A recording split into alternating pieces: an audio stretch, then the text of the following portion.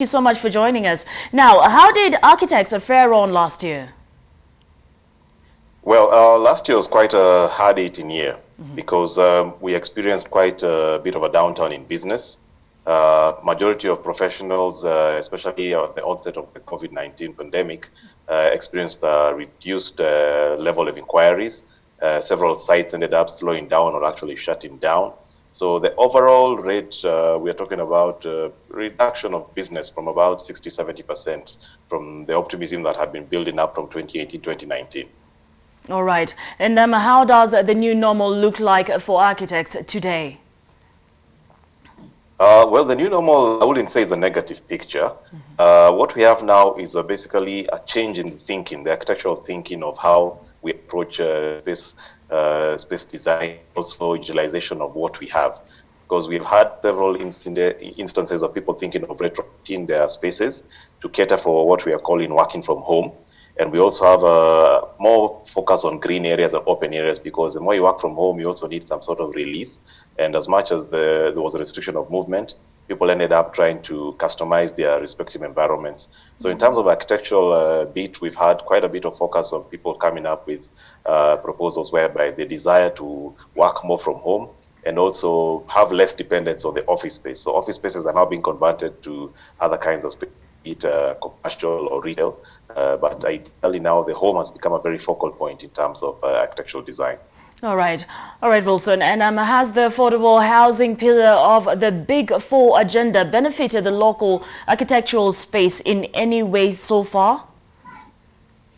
Well, I think that's quite a mixed bag, because yes, on one hand, we have a situation whereby some of our own professionals are actually being engaged to be part of the affordable housing program. But on the other end, when we look at the vision of the affordable housing program, AHP, we realize there's quite a deficit. We are not able to roll out enough units. Thereby, we realize that there's not as much business as we would have anticipated. I mean, we're told of hundreds of thousands of units, but within 18 months, we've only been, the government has managed to produce barely 2,000 units. And of course, I would say COVID had a very big impact on the economy and, of course, the program. But I would expect a more positive and optimistic sort of state of business for professionals in the next year or two. All right. So, Wilson, with that said, how will buildings look like in the post-pandemic era, given the new demand for social distancing? Pardon, I didn't get that. How will buildings look in the new era, given that we are now focusing on social distancing? There's a new demand for social distancing.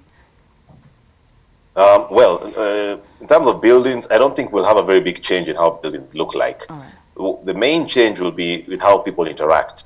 I would like to be more optimistic and say, well, it's rolling out, and I don't think social distancing is going to be something that's going to be too changed in our society.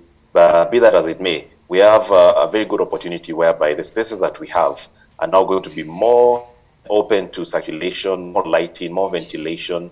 The key to the social distancing is about how we circulate. We have a building guides us on the various sizes of corridors, lifts. So you've seen people kind to say that they've changed their lifts. Normal 6 capacity will have 4 people and whatnot. But the building envelope and the overall design does not change. But what I see coming in a very big way is more invitation of the natural environment into the spaces, be it lighting, ventilation, to make the space healthier and, of course, to limit the kind of spread that will be there with a stuffy kind of space. All right. So what's the outlook for the construction industry this year? The outlook is actually quite positive because we closed 2020 with quite a bit of optimism, be it in the sale of units, in sort of new contracts being signed by various firms. So there's a lot of optimism, and I think from what we were gathering yesterday during the release of our State of the Built Development report, there's a lot of optimism and positivity in that there's going to be more business. The downturn in the economy from March last year hit hard, and right now people are rearing to go. And as much as we have our restrictions, the curfews and everything, people are maximizing every single minute, hour, day that they have. And that's a very sort of environment for people in terms of optimism. All right, we are really hoping for the best, and I guess it is a wait and see. Any parting shot for us, Wilson? Yeah, I think we are a resilient nation, and the real estate sector is always the first hit whenever there's an economic downturn. Let us keep that we have as a people. I think Kenya is definitely the pillar and the pinnacle of this region, and let's maintain it as such. All right. Well, thank you so much for your time. That was Wilson MUGAMBI, Architectural Vice President of Architectural Association of Kenya.